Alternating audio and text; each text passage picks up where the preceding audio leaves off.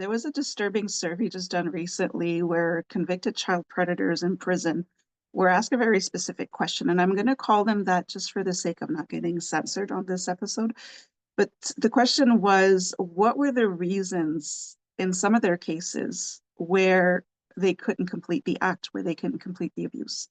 And the disturbing part of this is all of them, every single one of them, only gave two reasons.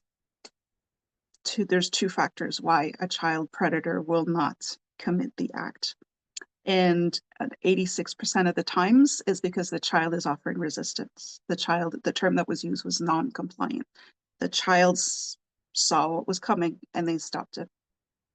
14% of the time, it was the parents that stepped in and stopped it. So this is what the episode is going to be about, is the harsh reality that 86% of our children are left alone to defend themselves against predators. And also, why is it in this day and age that only 14% of the parents are stepping in to stop it? So harsh topic. I'm going to go over what that represents in terms of a society and try to help parents to boost that number up. It is not our children's duty to protect themselves against sexual abuse. But we do need to give them the tools to arm them with some kind of tools that we could protect them, because clearly we're not stepping in to protect them. So here it goes. For those who don't know me, my name is Danielle C. Baker. I am the founder and CEO of Being Connected, and I'm also a registered early childhood educator with over 20 years experience in the field. I work with parents, teachers, and educators to navigate the realities of what parenting is, and we can all agree that this topic is a harsh reality that we all have to deal with today. But don't get it twisted. When you work with me, we put the child's needs first. So we're going to have to put the ego and pride aside, and let's get to it.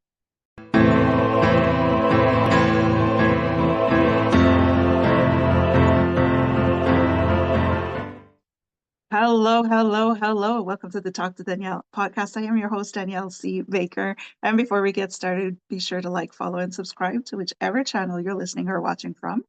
And of course, with season 2, this episode is brought to you by the Self-Esteem Doctor Online Academy with the amazing Dr. Simone Alicia. There is a wealth of resources on that website to help with your child's self-esteem, confidence, and so much more. So I will leave the link in the description for you to check that out. I highly recommend it. So we're going to jump right in with this really hard topic, and I will do my best to stay as objective as I can and to stay as calm as I can, because this is a topic that boils my blood. It always has, and it always will. Is the fact that this is our reality. This is a survey that was done just recently, that 86% of our children are left alone to defend themselves against predators. Why is that happening? Why are children still a victim of this? And why is it that only 14% of the parents are stepping in? Right? We're not blaming the parents here. There's something to be done, and it is our duty to do it. It's not up to our children. It's not their responsibility to protect themselves from predators. It is our responsibility. So we need to switch that up. So yeah, these offenders, these convicted offenders came clean. And so there really is just two reasons. And clearly, 14%. That means that 86% of the parents are easier to groom than the children. This is our harsh reality as adults. And so we have to understand that the 86% of these children knew what was coming. They knew what the person was doing. They were aware of it. They were able to resist to it because of the way that they were taught about body positivity. And this is a major point. I'm going to get to it, but I'll just tell you basically for those 86%, these convicts did kind of explain that the child knew what they were doing, so they stopped. The child just flat out said, no, no is no. No, I'm not going to show you. I am not allowed to show my private parts. These are all words that children are taught in school. And I'll get on that in a little bit. So they knew that they had body safety rights. They have to be taught that. Children don't just know that they have a right to protect their bodies. They just trust adults. They have to. So keep that in mind. The children were aware of what a predator does to lure them in. So, and they were able to spot it and stop it. They knew about their body safety. They knew that there were zones that are not appropriate to touch or to show. And they flat out said it. No, you're not touching me. I'm not allowed to do this. This isn't right. You're not allowed to do this. They called him out on it. This is my body. Don't touch it. This is the main message that comes across. So it is important here to realize that the reason why these children were able to protect themselves is because they had the knowledge. They were taught about this. And this is why it is so important, clearly, for 86%. Clearly, the education that is done in schools are doing the right thing. And a lot of people are going to jump on that because I know that there is a lot of controversy about that kind of education, but body safety education in schools. But you have to understand that body safety, when we're talking about the reproduction side or gender and identity side, that is a fraction of what is taught in those classes. Body safety, teaching the children what to say when they think that they're being preyed on. All of that. No means no. You're not allowed to touch me. All of those things, the children need to be taught. And they're not being taught at home, clearly, because the parents are easily groomed as well. I'll get on that as well. So please understand when you're going against, or if you're fighting against body safety education in schools, just know that the part that is offending you is only just a fraction of what is being taught in school. So if you want to pull your children out of those classes, you have a duty. It is a duty for you to teach your child about body safety rights. Okay, so I just want to make that point. We have to respect parents' choices, but you have to understand that you as a parent are responsible for your child's safety. So you need to act accordingly, and you need to educate your child on it. It has nothing to do with reproduction here. We're trying to prevent it, let's just say. It is also important to tell your children, and I'll go over all of that a little bit later, but an adult that asks you to keep secrets is not a safe adult. That is something that's also taught in school. And we can start very early. So when we're talking about kindergarten or even preschool, we're not talking about reproductive systems. We're not talking about where babies come from. We're not talking about what do you identify as. We're talking about this is your body. And no one's allowed to touch it if you don't want to. Okay, that's the main message here. Body safety education is absolutely necessary. This is the proof. The reason why 86% of these children were able to save themselves is because they knew about this. So the parent education is also very crucial. We focus a lot on the child, what the child needs to do to protect themselves, and it's not for them to protect themselves, okay? But there's a lot to do in educating parents about protecting their children. Those 14% of parents, I mean, there's 86% of parents who did not step in and did not stop it on time. That was not their intention to get their child traumatized. Right? It's never a parent's intention. But in this case, ignorance is too expensive, right? Because now we're talking about your child's spirit being crushed. So let's understand that parents need to be educated about this as well. The realities are there. We'll just look at the media with what's happening. Let's keep that in mind, that in this situation, and this isn't a known fact, I will go right into it. Adults, parents are easier to groom than the children, because don't forget that a predator will groom their victim before they act. Right? It could take weeks, it could take months, it could take years, depending on the predator and depending on the children. So they will always befriend the parents before they act. We're talking about the real predators here, right? Just know that as a parent, you're being targeted first. You're being watched first. You're being talked to first. You're being groomed first, and you're oblivious to it. So let's get right into that. When I was talking about the pride and ego, it's not easy to see that you fell into the trap, right? These are professionals. They know what they're doing. So let's get you ready for that.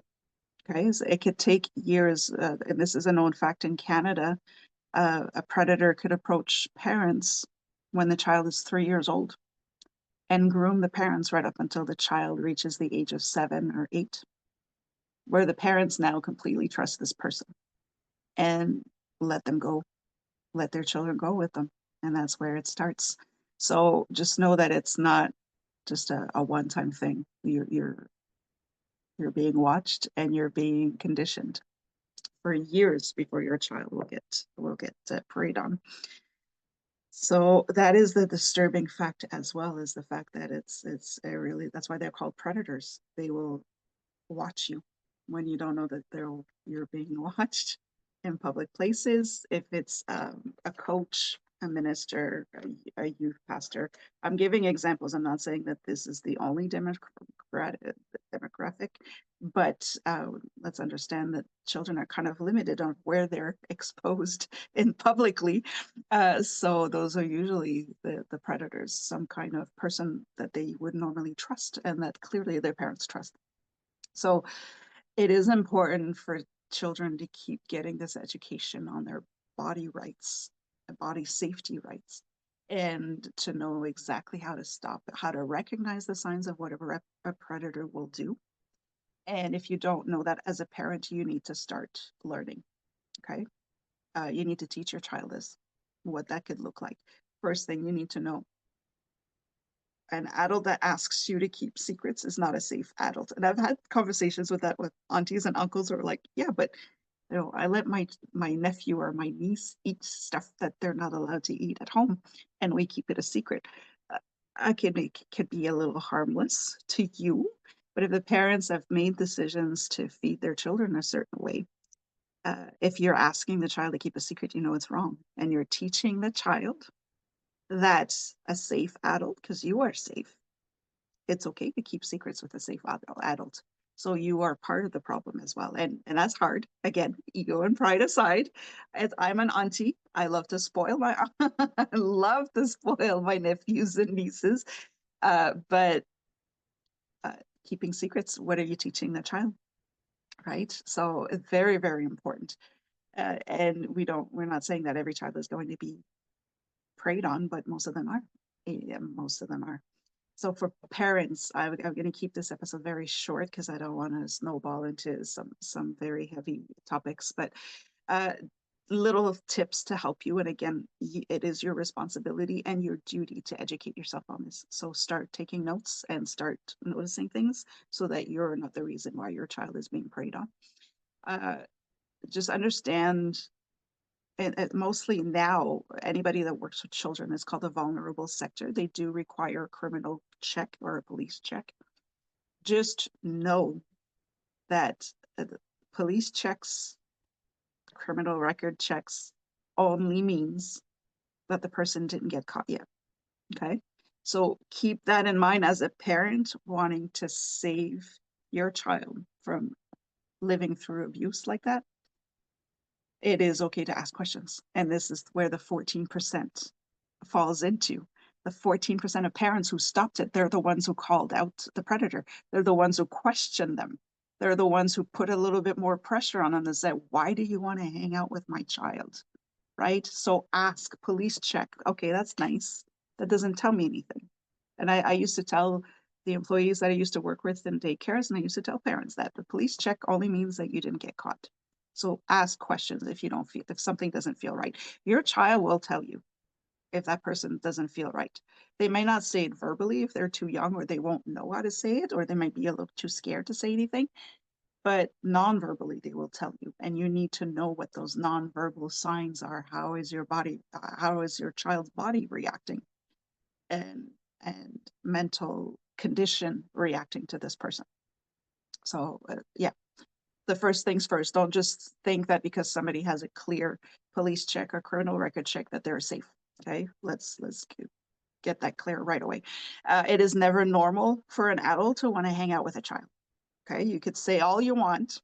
I work with children for most of my life. I'm not going to take them home and hang out with them.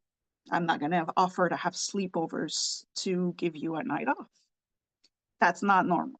Okay, so start asking questions. Again, it's different if it's auntie, if it's grandfather, grandmother, you know your family. But for a coach, for the neighbor, for another parent, let just ask questions. That is your right as a parent to ask questions.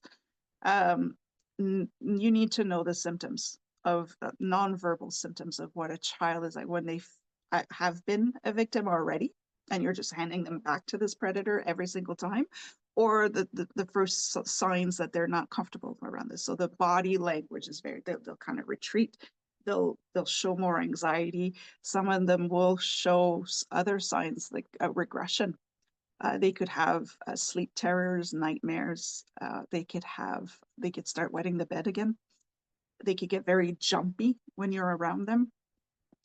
And then just don't forget that, you know what that posture is when a child is ashamed or embarrassed or afraid. Keep an eye on that. Those are some clear signs, or they're hiding behind you when that person is around. They're not feeling well, they have a headache, they have a stomach ache, they don't want to go to whichever event they're supposed to go to with these people. Those are the big signs that you need to start asking questions. Okay. Listen to your child. Listen to your child. Your child is telling you they might not say it. I don't like that person. Sometimes they do say it, and you're like, oh, don't be ridiculous. They're so nice. No, if your child is telling you they don't like them, trust them.